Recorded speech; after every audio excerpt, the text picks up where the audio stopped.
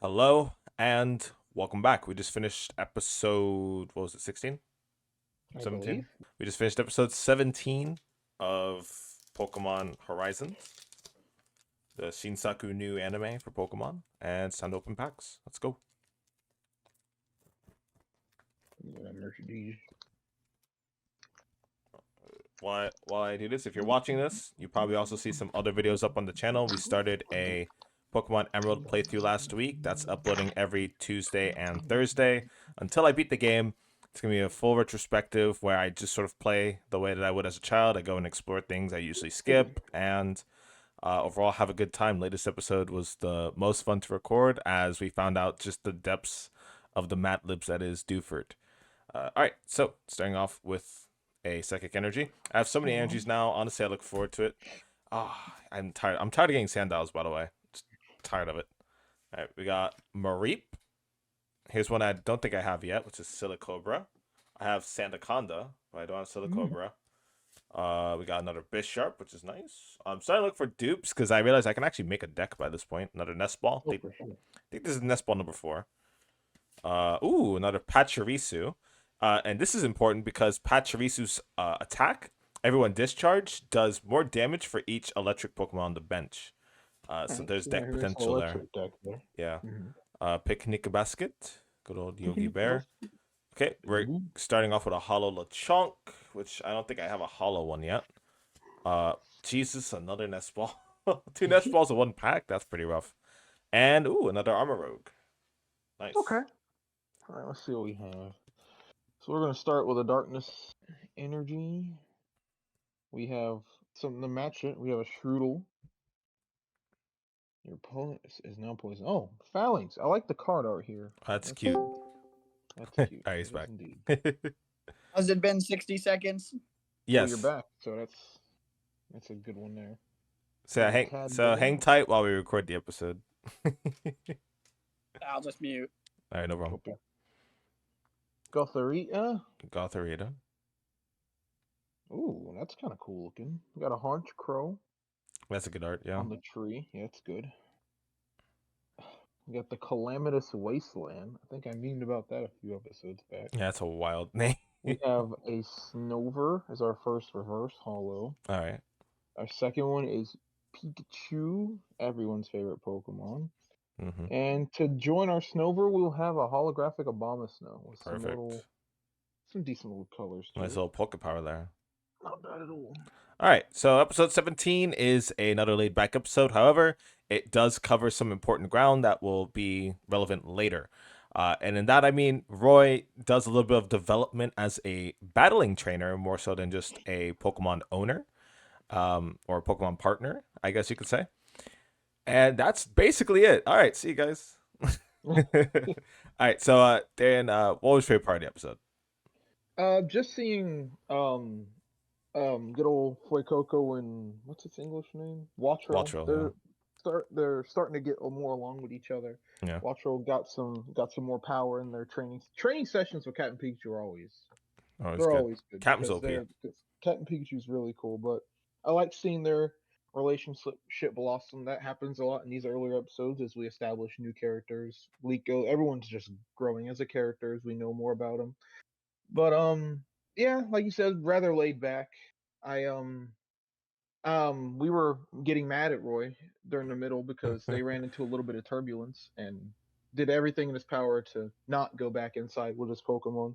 Yeah, he could have just used the Pokeballs at any point and ran inside. But if he did that, we would not get the development that we did. So at least the writers were aware of why they were putting them in that situation.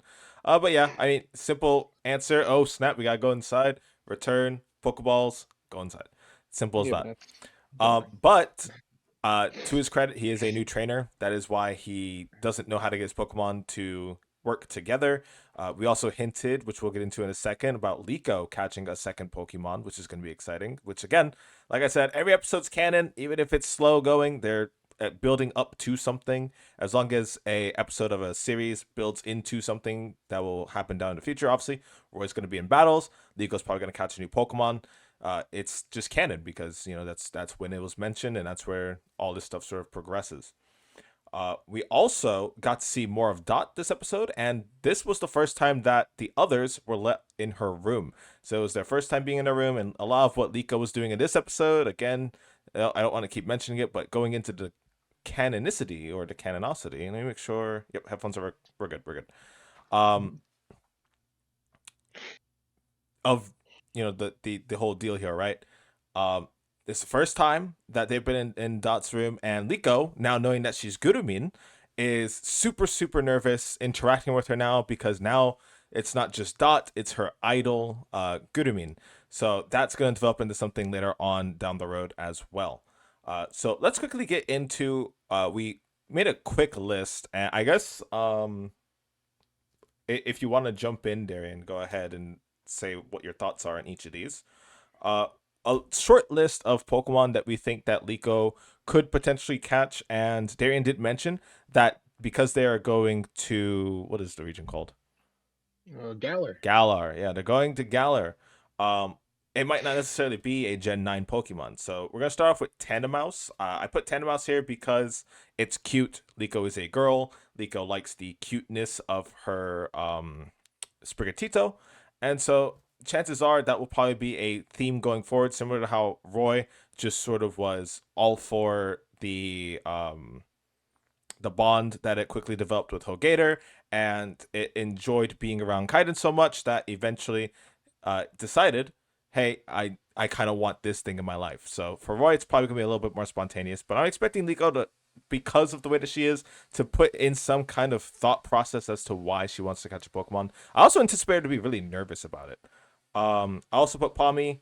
And I mentioned to Darian that Palmy might not necessarily be a Pokemon that she catches, because it's probably going to be a little too popular. It's going to be around in a lot of different ways. And then, Darian, why don't you go a little bit into why we would want Lechonk?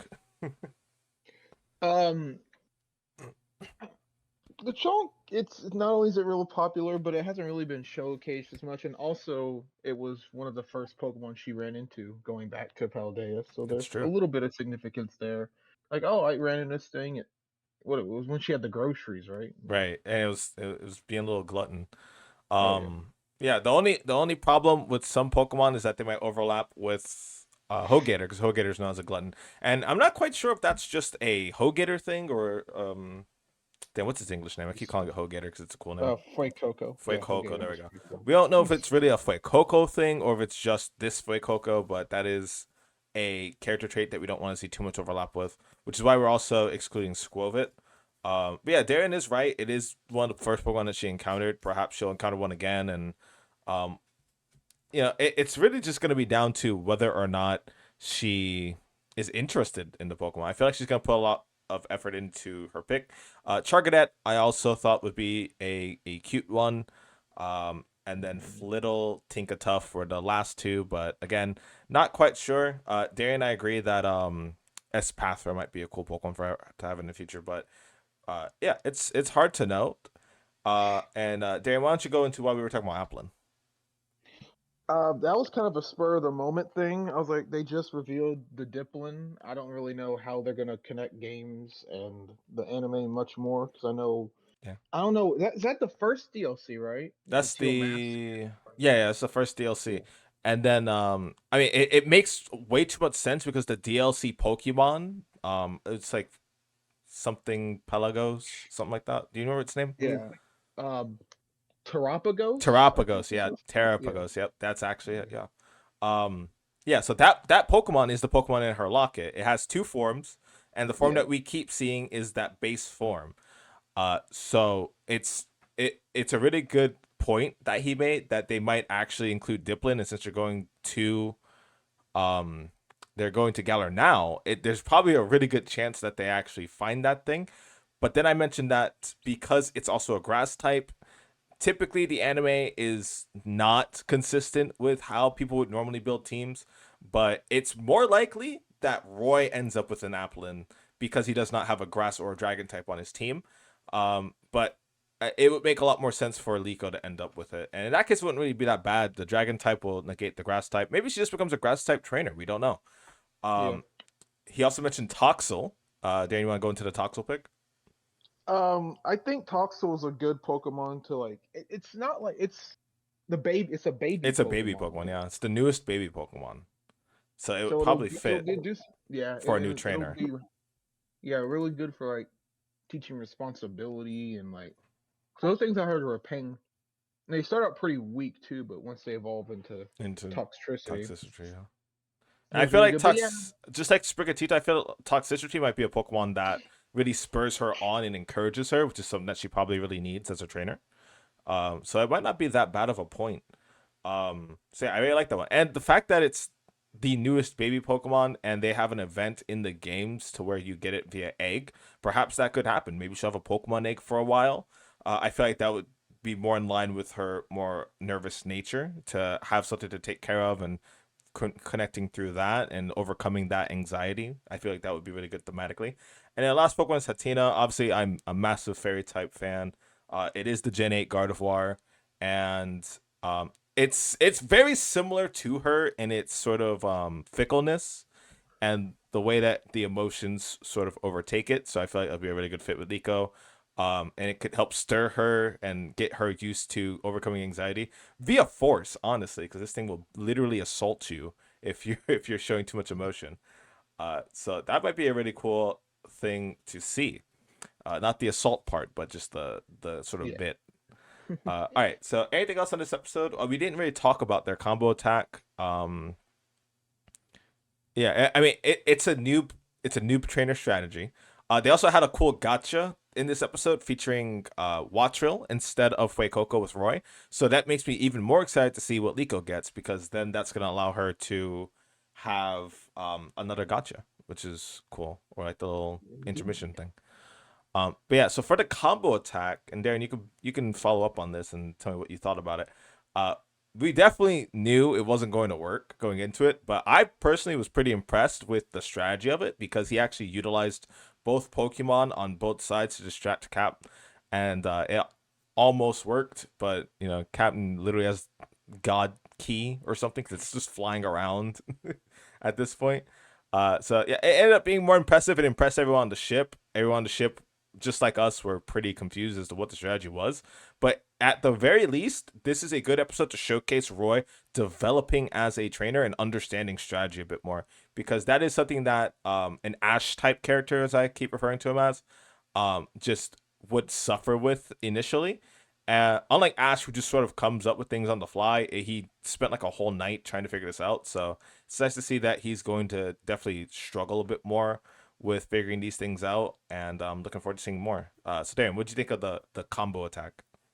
Yeah, in hindsight, you could when we're watching, you could definitely see like, oh, they're just running at each other. Mm-hmm. Cat's just gonna jump up, but it just shows that he has all these unique ways of trying to catch his opponent off guard. I don't know if he maybe could have had like them run at each other and then like someone maybe watch her maybe like fly around with its spark instead of just straight ahead. But Yeah, like I said, he's a developing trainer. yeah, I there's no I would highly expect him to pull that off sometime later, but with the knowledge he picked up, it actually work out against maybe one of the explorers or any other trainers he seems to battle later on. So we're just seeing him pick up these new techniques and battle and strategies and just mold them until they actually can benefit him in the long run. yeah. And it was really interesting because they managed to at least knock Cap's hat off and get him a little bit serious. But they also mentioned again that his watch rule is especially small, so it's really hard for it to maneuver the way that it would like Yeah. to. So it's really nice to pick up on those details. Size difference is something that is mildly picked up upon in Pokemon, so it's nice that one of our main characters is going to have that as something that they're going to have to fight against and work with throughout the series. And before we go, anything else, Darren? I think that's about it. It looks like a fun episode next week. It was a decent one this time, so I'm Yeah, looking what forward was to the next seeing it. episode? Did we watch the next I think episode? I think it's the intro to how Freed and Cat met, something like that. Something like I that. believe All right. that's what the preview was. I Yeah, believe we'll have to so. go back and watch the preview again. But yep. So that's gonna be it from us for today. Thank you guys so much for watching. Stay tuned for next week when we cover the next episode. And until then, we hope you take care. Say bye, Darren. Goodbye.